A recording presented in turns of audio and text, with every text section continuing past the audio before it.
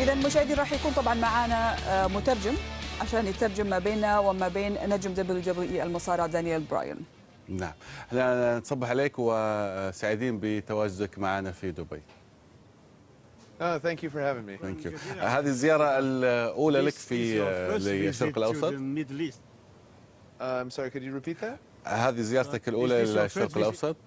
No, I've actually been to Qatar. لقد زرت قطر وأبو ظبي، وهذه الزيارة الثانية التي أقوم بها إلى دبي، وقد زرت دبي مول وأنا سعيد بهذه الزيارة. يوم غدا في مباراة وفي خلينا نقول يعني جمهور كبير بانتظارك. خبرنا عن مباراة الغد.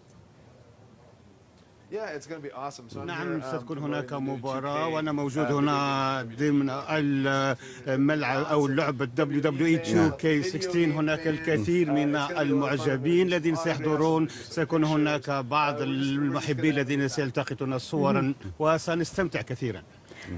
كثير من الناس بيفتكروا أنه المصارعين بيكونوا شوي قاسيين في تعاملهم، ولكن بشكل كثير لطيف تعاملك، وهذا الشيء يمكن اللي راح أيضا يخلي الناس لما تقابلك وجها لوجه تحبك أكثر وأكثر، بجانب أنك أنت مصارع محترف. ولكن خبرنا عن التجهيزات والتحضيرات، كيف المصارع بيحضر نفسه لما بيكون عنده جولة؟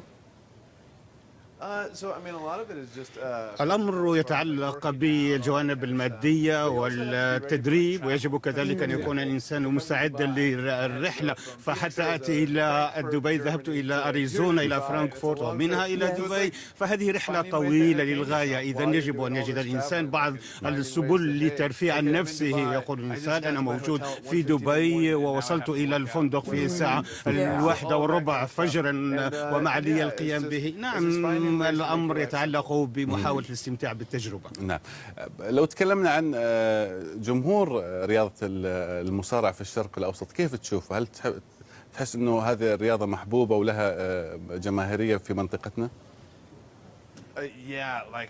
نعم، عندما وصلنا وجئنا لهنا من قبل ذهبنا إلى أبو ظبي ورأينا المعجبين الذين هم متحمسون جدا، وهنا في دبي أيضا هناك الكثير من المحبين الذين يؤدون أو يشيرون إلي بالبنان عندما يرونني أخرج من المطار. وفي أكتوبر سنذهب إلى جدة لتظاهرة أخرى، سيكون المعجبون سعيدين بالمجيء والتجربة رائعة فعلا. نعرف أنه كل مصارع بيرسم إيمج معين أو صورة معينة لي من خلال لبس الألوان اللي بيختارها، طريقة شعره، اللحية، حتى الموسيقى اللي بيدخل عليها قبل ما يدخل على حلبة المصارعة. كل هذه الأمور هو المصارع فقط اللي بيتحكم فيها، ولا عنده مثلا بيكون تيم هو كمان بيشتغل معه على هذا الإيمج أو الصورة؟ بالنسبة لي أنا أقوم بذلك كل من نفسي، كل هذه الأمور، شعري، ملابسي، كلها أنا أختار كل ذلك. والأمر تغير. فموسيقاي هي الموسيقى التي أفضل الاستماع إليها عندما أصعد إلى الحلبة. فعلا لا أحد صمم لي هذه الصورة، فاللحية لحيتي والشعر شعري. جميل.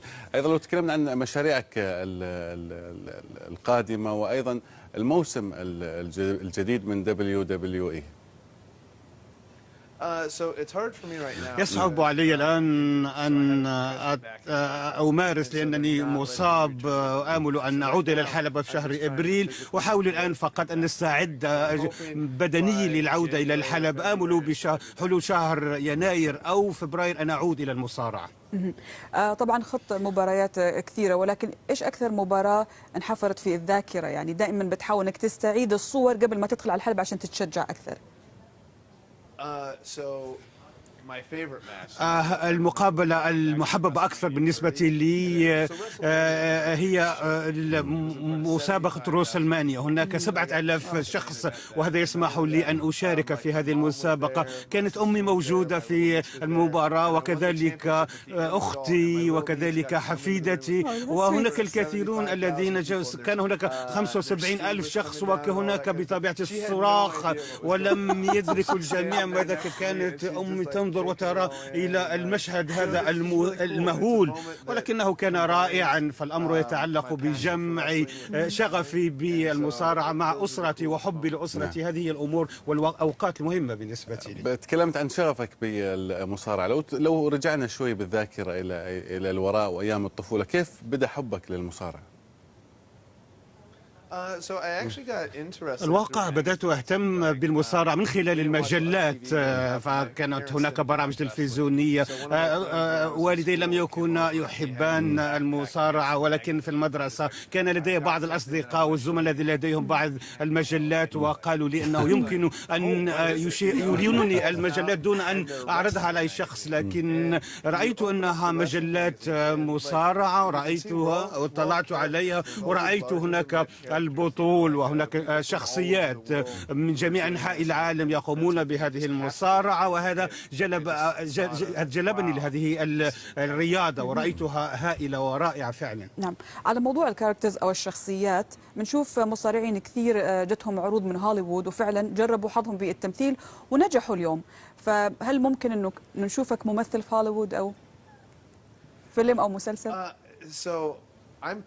أنا لدي شغف بالمصارعة، أنا أهتم كثير بالتمثيل. في واقع سيصعب علي حقا أن أنتقل مما أحبه إلى القيام بشيء لا أحبه كثيرا. يسألني الكثيرون هذا السؤال، لكني لست مهتم بهذا الأمر، ويقولون أن يريدون مني أن أبدأ.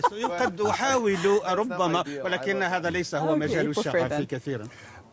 لو بقينا في المصارعة وتكلمنا عن، خلينا نقول، المصارع يعني الايدل بالنسبه لك، او العراب بالنسبه لك.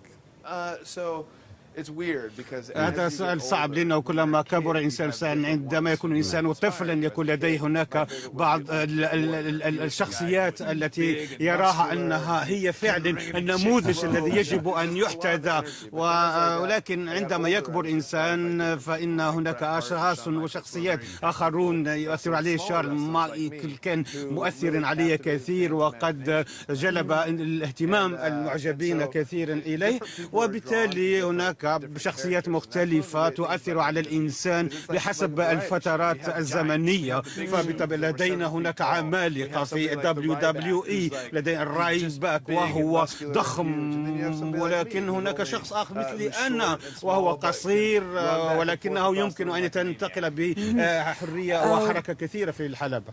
Yes. إذن Daniel Bryan, thank you so much for being with us in the show and wish you all the best luck. Thank you. Thank you very much. شكرا جزيلا لكما. إذا مر اللقاء بسلاسة وسهولة ومن غير أي إصابات. شوف كيف حبوب مصارع بس.